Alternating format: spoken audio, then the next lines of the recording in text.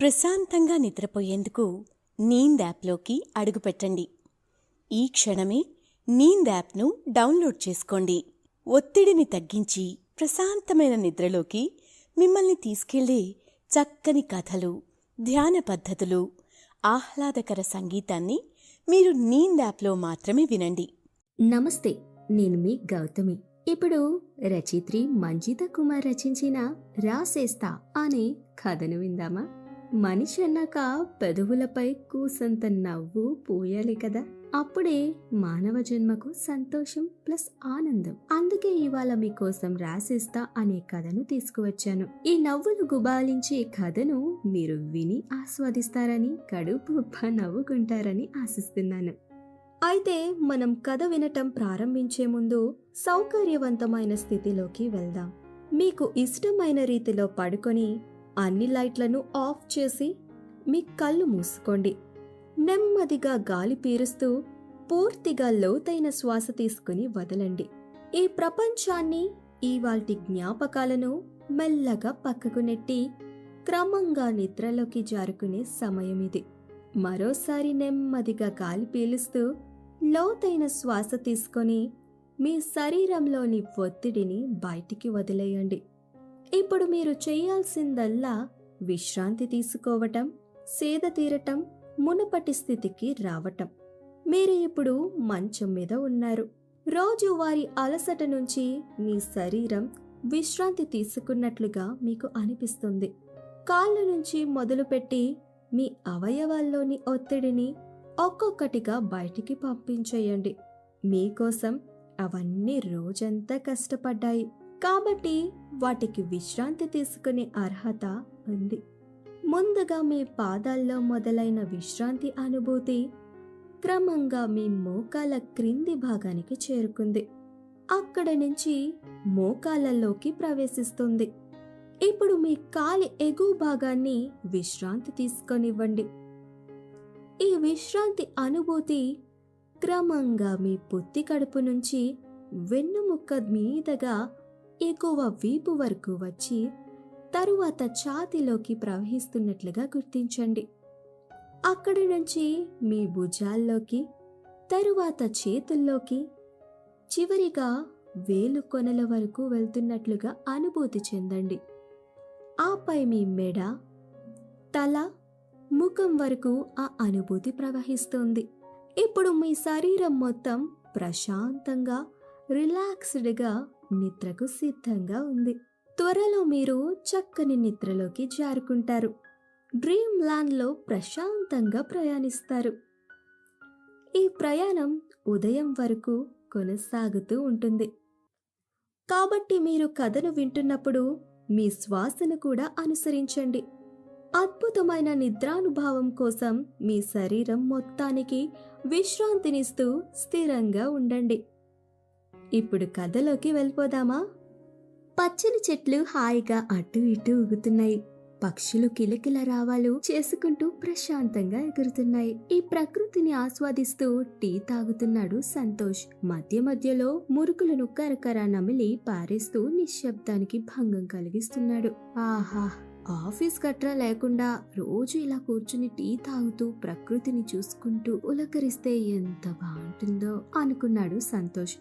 ఇంతలో ఈ ఆనందాన్ని ఆవిరి చేస్తూ ఆకాశంలో వెళ్తున్న ఓ కాకి సంతోష్ పై రెట్టవేసింది. చిచ్చి, వెదవ నల్ల కాకి, నా పైనే రెట్టవేయాలా? నేనేమన్నా టాయిలెట్ నా కనిపిస్తున్నానా ఏంటి? వసే కాకి, నీకు ఎంత ధైర్యమే? అసలు నేనెవరో తెలిసే ఈ పని చేసావా, లేక విరుద్రోహుల కుట్ర ఇది అని కాకికి నానా శాపనార్థాలు పెట్టేశాడు సంతోష్. ఇంతలో తలస్నానం చేసి బయటికి వచ్చింది భార్యమణి. పేరు ఆనంది. అబ్బబ్బా, ఏమిటా గావు కేకలు? పైగా పిచ్చికపై బ్రహ్మాస్త్రం అన్నట్టు ఆ వాగుడేంటి అని భర్తను మందలించింది ఆనంది. నా పాటికి నేను హాయిగా టీలో మురుగులు వేసుకుని తింటుంటే నా తలపై ఏంటి? నిన్న లీటర్ నూనె పెట్టి ఇవాళ 2 లీటర్ల షాంపూతో తలస్నానం చేసిన నా జుట్టుపై రెట్ట వేసింది. నాకెంత కోపం రావాలి మరి అన్నాడు భార్యతో. అబ్బో, పెద్ద జుట్టు, తొక్కలోది విగ్గేగా, అయినా ఇంట్లో విగ్గులు జగ్గులు ఎందుకంటే వినరే అంటూ రుసరుసలాడింది ఆనంది. విగ్ అంటే అంత చులకనగా నీకుందా? అసలు నా ఒక్కో వెంట్రుకను దాచిపెట్టి ప్రత్యేకంగా చేయించుకున్న కస్టమైజ్డ్ విగ్ ఇది. ఈ విగ్ చేసింది ఎవరెవరో వెంట్రుకలతో కాదు, నల్ల దారాలు నల్ల పోగులు కావు, నావి అచ్చంగా నా వెంట్రుకలతో చేసింది విగ్, కాబట్టి ఇది ప్రత్యేకం, నా స్పెషల్ అన్నాడు పొగరుగా సంతోష్. వెలగబెట్టారులేండి, అయినా నాకు సమయం అవుతోంది, మీతో వాదించే తీరిక నాకు లేదు మరి అంటూ తలను తుడుచుకోసాగింది ఆనంది. టైమా? నీకా? దేనికి? మళ్ళీ బరకడానికేనా? కయ్యమన్నాడు సంతోష్. బరకడమా? బరకడమేంటండి, మీ భాష తగలయ్యా చిటపటలాడింది భార్యామణి. అది కాదోయ్, ఇలా ఎన్నేళ్ళని బరుకుతావు?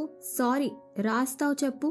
ఒక్కరంటే ఒక్కరన్నా నీ రచనలు పబ్లిష్ చేయడానికి ధైర్యం చేశారా? నువ్వే ఆలోచించు సర్ది చెప్పుకోబోయాడు సంతోష్. చూడండి, ఏనుగు బలైనా నక్క చెక్కైనా సరే నేను రాయడం మానను, నా అక్షరాలను అచ్చులో చూసుకోకుండా ఉండలేను అని జుట్టు తుడుచుకున్న టవల్ను భర్తపై విసిరేసి మరీ లోనికి వెళ్లిపోయింది ఆనంది. ఇదో పిచ్చి మాలోకం, దీని కథల్లో మ్యాటర్ ఉంటే ఖచ్చితంగా అచ్చు వేస్తారన్న నిజాన్ని తెలుసుకోలేకపోయింది పాపం. అది లేక కదా ఈ గోల, చెబితే వినదుగా. అదేంటది? మొన్నటికి మొన్న అరటింట్లో పురిటి నొప్పులనే కథ రాసింది. టైటిల్ చూసే పేజీలు చించి పారేసుంటాడా సదరు ఎడిటర్. వామ్మో ఓర్నాయనో, ఇక కథ మొత్తం చదివితే పిచ్చెక్కడం గ్యారంటీ అని తనలో తానే నవ్వుకోసాగాడు సంతోష్.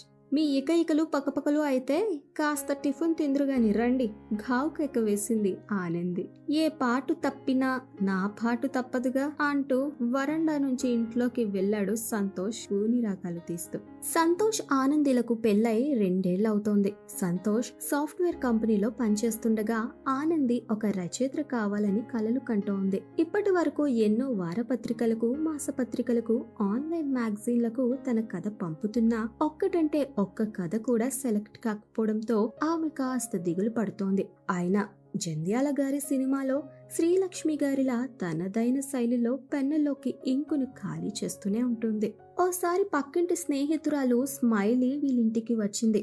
స్మైలీకి పరమ బోర్ కొట్టినప్పుడు, ఇంటర్నెట్ పని చేయనప్పుడు, ఫోన్లో ఛార్జింగ్ అయిపోయినప్పుడు, ఇంట్లో తినడానికి ఏమీ లేనప్పుడు ఇలా ఆనంది ఇంటికొచ్చి సొల్లు కొట్టుపోతోంది. ఇంకా నిజం చెప్పాలంటే సరదాగా మాట్లాడుతూనే చురకలు అంటించడం ఆమెకు దురద పాపం. క్షమించాలి, దురద కాదు సరదా.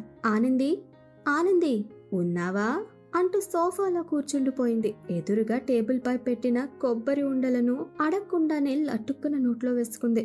అబ్బా, చక్కెరే వేయలేదు, చెత్తగా ఉన్నాయి అంటూనే మరో ఉండను శబ్దం లేకుండా నమిలి పారేసింది. ఇంతలో వస్తున్నా అంటూ వచ్చింది ఆనంది. ఏంటి స్మైలీ, ఈ మధ్య దర్శనమే లేదు నీది అని అడిగింది ఆనంది కొబ్బరుండలు డబ్బాను ఆమెకు ఇస్తూ. ఏ వద్దులే, కొబ్బరి ఎక్కువగా తింటే దగ్గు వస్తుంది అని మరో ఉండను నోట్లో వేసుకుంది పాపం. డబ్బాలో 5 ఉండలు ఉండాలే, 2 ఉన్నాయేంటి అని మనసులో అనుకున్న ఆనంది స్మైలీ సంగతి తెలిసి నవ్వుకుని ఊరుకుంది. నువ్వే ఏదో రచనలు చేస్తూ బిజీగా ఉంటావని రావట్లేదులే అంది వెటకారంగా నవ్వుతూ. ఏం రచనలో ఏంటో, పేజీలకు పేజీలు రాస్తున్నానా, ఒక్కరంటే ఒక్కరు అచ్చువేయరే, ఏంటో ఏం పాలు పోవట్లేదు అంది ఆనంది బాధగా.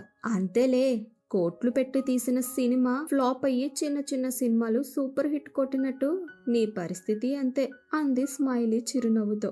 అన్నట్టుప్పుడు నన్ను తిట్టావా పొగిడావా నాకేం అర్థం కావట్లేదు ఆనంది అయోమయంగా ముఖం పెట్టింది. సర్లే, ఆ విషయం పక్కన పెట్టు. ఏది కొత్తగా రాసిన కథలేమైనా ఉన్నాయా? చదువుతాను, నీ రచనలు చదవాలంటే భలే నవ్వొస్తుంది అంటూ టేబుల్ కింద కాగితాల కోసం చూసింది. నీ ముఖంలానే ఉంది. నేను రాసేవన్నీ థ్రిల్లర్ కథలు, సోషో ఫ్యాంటసీలు, క్రైమ్ సస్పెన్స్ స్టోరీలు, వాటికి నీకు నవ్వు రావడం ఏంటే పిచ్చిదానా కసురుకుంది ఆనంది. ఏ జానర్ కథలో ఏమోనమ్మా, నాకైతే భలే నవ్వొస్తాయనుకో. నువ్వోసారి రాసావు చూడు, లారీ కింద పడి టమాటాలు మృతి చెందాయని.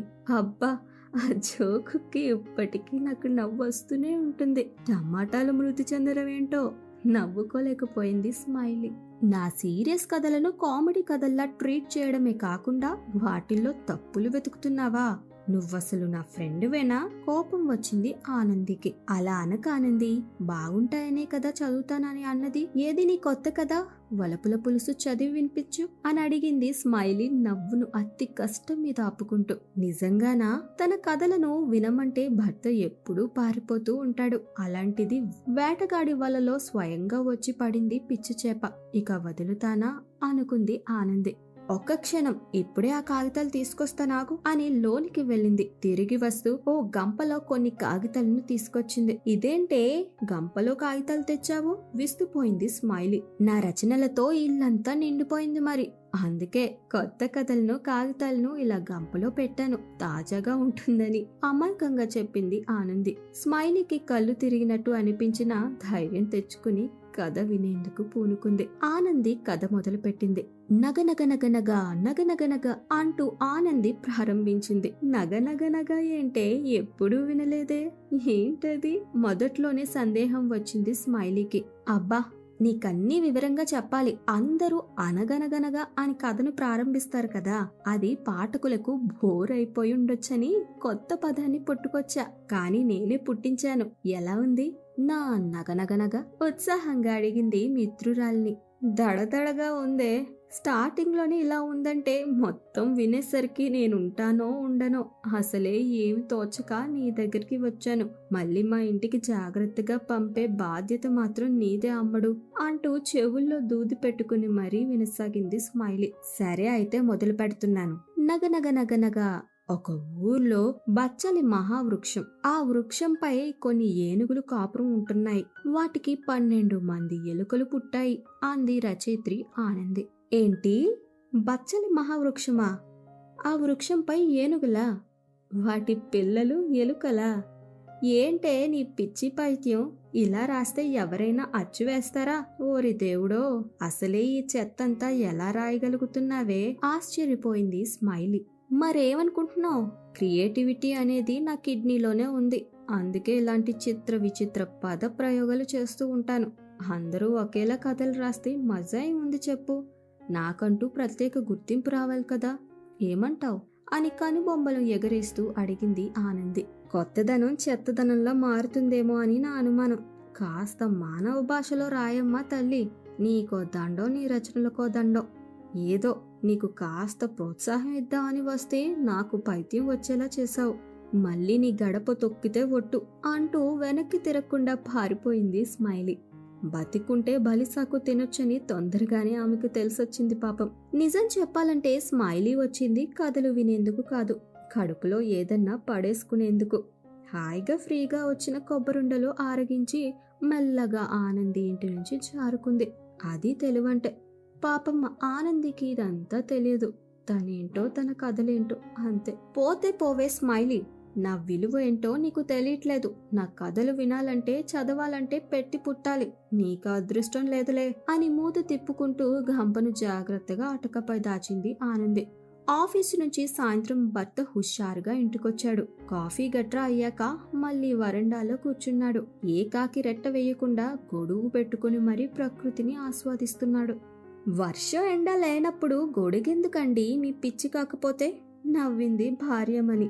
ఈ విగ్గు ఎంత విలువైనదో తెలిసింది కదా. ఏ పక్షికో సడన్ గా ప్రకృతి నుంచి పిలుపు వచ్చిందనుకో, నా తలపై టప్పి మని రెట్ట వేసిందనుకో, ఆ విగ్గును కడగలేక దాన్ని ఎండబెట్టలేక ఎన్ని కష్టాలు పడాలో నీకేం తెలుసు తల్లి అని గొడుగును గట్టిగా పట్టుకున్నాడు సంతోష్. మీరు మీ విచిత్ర ధోరణి. సర్లేండి, ఎవండి కాస్త ఇది పోస్ట్ చేస్తారా అని భర్తకు పెద్ద కవర్ ఇచ్చింది ఆనంది. కవర్లో ఖచ్చితంగా 100కు తగ్గని కాగితాలుంటాయని భర్తకు అర్థమైంది. ఏంటి, మళ్ళీ కొత్త కథ రాసావా? ఏది, ఆ గంపలోనిదే కదా అని అడిగాడు కవర్ను భయభ్రాంతులతో చూస్తూ. అబ్బే కాదండి, అదింకా పూర్తి కాలేదు. ఇది మొన్న రాత్రి పూర్తి చేశాను. ఈ కథ పేరు పురుగు జల్లు బురద కారు.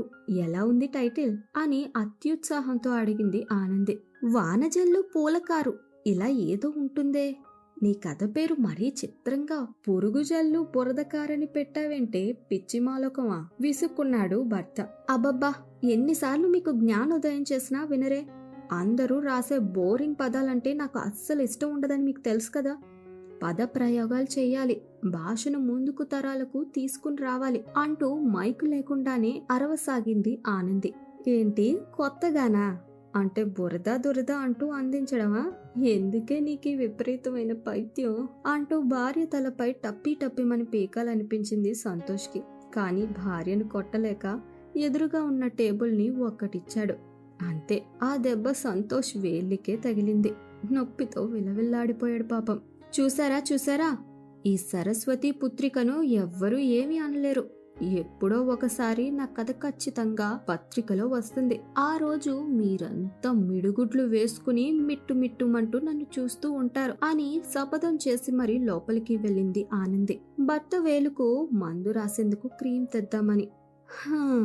నీ కథ ప్రచురణ కావడం, అది నేను ఈ జన్మలో చూడడం. భూమి ఆకాశంలోకి దూసుకుపోవచ్చు, చంద్రుడు సముద్రంలో స్విమ్మింగ్ చేయొచ్చు, సూర్యుడు గ్రహాలన్నిటినీ మింగేయొచ్చు. కానీ నీ కథ మాత్రం ప్రచురణ కాలేదు, కాబోదు అని గట్టిగా అనబోయాడు. భార్య ఫీల్ అవుతుంది మెల్లగా అన్నాడు. పాపం ఏమంటున్నారండి అని అడిగింది ఆనంది, భర్త వేలుకు ప్రేమగా క్రీం పూస్తూ. ఆమె ప్రేమకు కరిగిపోయిన సంతోష్, అబ్బే ఏం లేదమ్మడు, ఇప్పుడే వెళ్ళి పోస్ట్ చేసి వస్తాను, ఓకేనా బంగారం అంటూ ఆమె తలపై నిమిరాడు. ఇటు ఆనంది అక్కడితో ఆగలేదు. కాగితాలపై కాగితాలు రాసేయడమే పనిగా పెట్టుకుంది. ఎవరన్నా తనను కథ చెప్పమని అడుగుతారేమో అని ఆశగా ఎదురు చూసేది. కానీ ఏ ఒక్కరూ ధైర్యం చేయలేకపోయారు. ప్రశాంతంగా నిద్రపోయేందుకు నీంద్ యాప్లోకి అడుగుపెట్టండి. ఈ క్షణమే నీంద్ యాప్ను డౌన్లోడ్ చేసుకోండి. ఒత్తిడిని తగ్గించి ప్రశాంతమైన నిద్రలోకి మిమ్మల్ని తీసుకెళ్లే చక్కని కథలు, ధ్యాన పద్ధతులు, ఆహ్లాదకర సంగీతాన్ని మీరు నీంద్ యాప్లో మాత్రమే వినండి. దీంతో ఆమె అప్పుడప్పుడు భర్తను, స్మైలీను నమ్ముకొని కథలు చెప్పేది. కానీ వారు కాసేపు వినగానే హారర్ కథలకు కూడా పగలబడి నవ్వడం, సస్పెన్స్ థ్రిల్లర్ కు కూడా కిందపడి బొర్లుతూ నవ్వడం ఆమెకు ఒళ్ళు మండిపోయేది. ఓ రోజు భర్త ఆఫీస్ నుంచి ఇంటికొచ్చాడు. వేడిగా ఉండడంతో ఫ్యాన్ను ఆన్ చేశాడు. అంతే, ఒక్కసారిగా కాగితాలన్నీ ఎగిరిపోసాగాయి. ఏవండి ముంద ఫ్యాన్ ఆపండి, ఇక్కడ నేను నా రచనలన్నీ బైండింగ్ చేయించేందుకు తీసుకువెళ్తున్నాను అంది ఆనంది. ఏంటి బైండింగా? అంటే బిలియన్లు కావాలి కదే, అయినా బైండింగ్ చేసి ఏం చేద్దామని భయంగా అడిగాడు సంతోష్. అబ్బా అది కాదండి, బైండింగ్ చేశామనుకోండి అన్నీ ఎంచక్కా ఒక చోట ఉంటాయి కదా, ఇలా గాలికి ఎగిరిపోవు, గంపల్లో మునిగిపోవు అంది ఆనంది ముద్దుగా. ఇదంతా కాదు గాని నీకో విషయం చెప్పనా అని అడిగాడు భర్త. నన్ను రాయడం ఆపు అన్న మాట తప్ప మరేమైనా చెప్పండి వింటాను అంటూ ముందుగానే చెప్పేసింది ఆనంది. ఈ థ్రిల్లర్లు, సస్పెన్స్, హారర్ మూవీలు వంటివి ఇవన్నీ కాదు గాని నువ్వు ఎంచక్క కామెడీ కథలు రాయొచ్చు కదా, ఎలాగో నీ కథలకు భలే నవ్వొస్తుంది. మొన్నోసారి రాసావు చూడు, దోశలు ఇడ్లలకు జరిగిన మహా సంగ్రామంలో సాంబార్ గెలిచిందని, అలా పదప్రయోగాలు చెయ్యి, ఎవరు నవ్వరో నేను చూస్తాను, బస్తీమే సవాల్ అన్నాడు తొడకొట్టుకుంటూ భర్త. అయ్యో రామా, అది సోషో ఫ్యాంటసీ కదండి. దోశ రాజులు, ఇడ్లీ రాణులకు మధ్య యుద్ధమని, మధ్యలో సాంబార్ అనే సర్వభౌముడు గెలిచాడని రాశాను అని విస్తుపోయింది భార్యమణి. నీ తలకాయలాగానే ఉంది, కొత్త టాలెంట్ కోసం వెతుక్కు, నీకున్న టాలెంట్ ను గుర్తించు, నువ్వు నవ్వించడంలో దిట్ట, అలా చిత్ర విచిత్రమైన పదాలను వాడి కామెడీ కథలను రాసే, నేను చెప్తున్నాను కదా నువ్వు సూపర్ డూపర్ హిట్ అయిపోతావు అని ధైర్యం ఇచ్చాడు భర్త. సరేనండి, నా తొలి పాఠకుడైనా మీ మాటను ఎందుకు కాదనాలి, ఫ్యాన్స్ ఎలా చెప్తే అలా అంటూ బైండింగ్ కోసం తీస్తున్న కాగితాలను దులిపింది. ఆ దుమ్ము ధూళికి సంతోష్కి బాగా జలుబు దగ్గు వచ్చేసింది. వారం రోజులు మంచాన పడ్డాడు. ఇదే అదునుగా భర్త దగ్గర కూర్చుని తన కథలను వినిపించసాగింది ఆనంది. ఏవండి ఈ కథ వినండి. బస్సు డ్రైవర్ కు తుమ్ము రావడంతో పట్టాలు తప్పిన బస్సు. అప్పుడే మన హీరో చంద్రయాన్ నుంచి కింద పడి ప్రయాణికులను కాపాడుతాడు. ఎలా ఉందండి అని అడిగింది భర్తను. అద్భుతం, అమోఘం, నెవర్ బిఫోర్ నెవర్ ఆఫ్టర్ అని నవ్వాడు భర్త. ఇంతలో సంతోష్ ని పరామర్శించేందుకు వచ్చింది స్మైలీ. అన్నయ్య గారు ఎలా ఉన్నారు? ఇదిగోండి మీకిష్టమని గోంగూర పచ్చడి చేసుకుని తీసుకొచ్చాను అంటూ ఆనంది చేతిలో గిన్నె పెట్టింది. పాపం సంతోష్ కోసం చేసిన ఆరెంజ్ జ్యూస్ ను అక్కడికక్కడే తాగి పారేసింది స్మైలీ. అయ్యో చెల్లెమ్మా, అది నాకమ్మా అని సంతోష్ గింజుకుంటున్నా వినకుండా స్మైలీ సాఫ్ట్ గా నవ్వేసింది. ఆ పక్కనే ఉన్న యాపిల్ పళ్ళను తినబోతుండగా ఆనంది అడ్డుకుంది. పాపం మా ఆయనకు జ్వరం, అందుకే పండ్లు తెప్పించాను, నీకు కాదు. బాగానే ఉన్నావుగా దుక్కలాగా స్మైలీ బుగ్గ గిల్లింది ఆనంది. సర్లే గాని అసలే అన్నయ్యకు ఒంట్లో బాగాలేదు, కొంపతీసి నీ కథలు వినిపిస్తున్నావా ఏంటి అని అడిగింది స్మైలీ అనుమానంగా. అబ్బే, నేనేం కావాలని వినిపించడం లేదులే, ఆయనే బతిమాలుతున్నారు ఒక్క కథ చెప్పమని. నాకెక్కడ కుదురుతుంది చెప్పు అని బిల్డప్ ఇచ్చింది ఆనంది. ఏంటి, నేను చెప్పమన్నానా అంటూ షాక్ అయ్యాడు సంతోష్. నీ కథల సంగతి తెలుసు, నీ సంగతి తెలుసు, ఇంతకీ అన్నయ్యకి ఏమైంది అని అడిగింది స్మైలీ. ఏం లేదమ్మా అన్నాడు సంతోష్. ఓ, ఏం లేదా అని స్మైలీ టక్కున. అబ్బా, ఏం లేదంటే వాక్యం మొదలు పెడుతున్నా అని అర్థం. ఇంతకీ సంగతి ఏంటంటే మీ స్నేహితురాలు తన రచనలను బైండింగ్ చేద్దామని తీసింది. ఆ కాగితాల్లో యుగయుగాలుగా దాగి ఉన్న దుమ్ము ధూళి నాలోకి ప్రవేశించి ఇదిగో ఇలా మంచాన పడ్డాను బాధగా చెప్పాడు సంతోష్. అతడి పేరులోనే కాని ముఖంలో కనిపించట్లేదు సంతోషం. అయినా మీరు ఫ్యాన్ వెయ్యకుంటే ఇంత ఉపద్రవం వచ్చి పడేది కాదు కదా అంటూ మూతు తిప్పుకుంది ఆనంది. ఇది బాగానే ఉంది, ఆలు లేదు చూలు లేదు, కొడుకు పేరు సోమలింగం అని అంది స్మైలీ. ఇదేం సామెతమ్మా, మన సీన్కు సామెతకు కనెక్షన్ లేదు కదా అన్నాడు సంతోష్ తల పట్టుకుంటూ. ఏమో అన్నయ్య, నాకొచ్చినవే 2-3 సామెతలు, అవి నాకు నచ్చిన చోటల్లా ఇలా వాడేస్తుంటాను, మీరే అడ్జస్ట్ చేసుకోండి అని పళ్ళు ఈకిలించింది. ఇంతలో పోస్ట్ అంటూ వినిపించింది. ఆనంది వెళ్లి పోస్ట్ అందుకుంది. ఏం పోస్ట్ వచ్చింది ఆనంది అని అడిగాడు సంతోష్. ఎప్పుడు పోస్ట్ మ్యాన్ వాళ్ళింటికే రాడు మరి. ఆనంది కథలు పోస్ట్ చేయడమే తప్ప ఇలా పోస్ట్ అందుకోవడం ఇదే తొలిసారి మరి. నాకే వచ్చిందండి, పత్రిక వాళ్ళు పంపారంట. అంటే అంటే నా కథ అంటూ సంభ్రమాశ్చర్యాలతో ఉప్పింగిపోయింది ఆనంది. నీ కథ అంటూ సంతోష్ కూడా అవాకయ్యాడు. నీ కథ పత్రికలో వచ్చిందా? వావ్, ఇప్పుడే విషయం ఊరంతా చెప్పాలి అని తెగ ఎక్సైట్ అయిపోయింది స్మైలీ. ముందు ఆ కవర్లో ఏముందో తీసి చదవ్వే అన్నాడు భర్త ఆతృతగా. ఆ తీస్తున్నా ఉండండి అని కవర్ తెరిచి చూసింది ఆనంది. కవర్లో మాసపత్రికతో పాటు ఆనంది పంపిన కథ కూడా వచ్చింది. ఇదేంటి, నా కథను నాకే తిప్పి పంపారు, ఈ లెటర్ ఏంటి అంటూ చదవసాగింది ఆనంది. గౌరవనీయులైన ఆనంది గారు, మీరు వద్దన్నా పంపిస్తున్న కథలకు ఓ పెద్ద నమస్కారం. మీ ఆలోచన శక్తికి ఊహలకు శతకోటి వందనం. ఉల్లిగడ్డ ప్రేమ కథ, చింతపండు చిద్విలాసం కథలు చదివాక మా ఆఫీసులో 100 మందికి వాంతులు విరోచనాలయ్యాయి. ఆ తర్వాత మీరు పంపిన బస్తీమే బంగాళదుంప, చావు తప్పి చెంప సొట్ట కథ, విమానంలో రిక్షా కథ, ఆటోలో ఆవగింజ కథలు మా తలల్లో పేర్లు తెప్పించాయి. ఇవి చాలవన్నట్టు ఫ్యాంటసీ కథలు పేరిట మీరు రాస్తున్న అరాచకం మేం భరించలేకపోతున్నాం. హారర్ కథలు మమ్మల్ని నవ్విస్తున్నాయి, థ్రిల్లర్ కథలు పొట్ట చెక్కలు చేయిస్తున్నాయి. ఇక మొన్న మీరు పంపిన కథ మీకే తిప్పి పంపిస్తున్నాను. అందుకు గల కారణం మాకది చదివే ధైర్యం సాహసం లేకపోవడమే. మీకు కావాలంటే ఉచితంగా మా మాసపత్రికను ప్రతి వారం పంపిస్తాం. దయచేసి మీరు కథలు పంపకుంటే అదే 10,000. ఇట్లు మీ విధేయులు, పత్రిక ఎడిటర్ మరియు సంపాదక వర్గం అంటూ ఉత్తరాన్ని ముగించింది ఆనంది. స్మైలీ పాపం నవ్వాపుకోలేకపోయింది. కింద పడి బొర్లుతూ నవ్వసాగింది. సంతోష్ ఏమనాలో తోచలేదు. నవ్వితే భార్య బాధపడుతుందని మాత్రం అర్థమైంది. బలవంతంగా నవ్వుని ఆపుకుంటూ ఆమె వైపు చూడకుండా జాగ్రత్త పడసాగాడు. ఎంత ధైర్యం ఉంటే ఇలా రాస్తారు, తొక్కలోది, వీలు కాకుంటే మరో పత్రిక అని అనే లోపే మరో పత్రిక నుంచి మరో మ్యాగజైన్ ఉత్తరం వచ్చింది. అందులోనూ దాదాపు అదే మ్యాటర్. అలా ఆనంది పంపించే 2-3 పత్రికల వాళ్ళు ఉత్తరాలు రాసి ఆమెకు దండం పెట్టేశారు. ఏవండి, ఇప్పుడే ఓ నిర్ణయం తీసుకున్నాను అంది తీక్షణంగా ఆనంది. ఏంటి బెరుకుతూ అడిగాడు భర్త సంతోష్. ఇకపై నేను horror, mystery, socio fantasy, thriller కథలు జోలికే పోనండి అని అంది ఆనంది. అమ్మయ్యా, బ్రతికించావు. అంటే ఇక రాయవా అంది ఉత్సాహంగా స్మైలీ.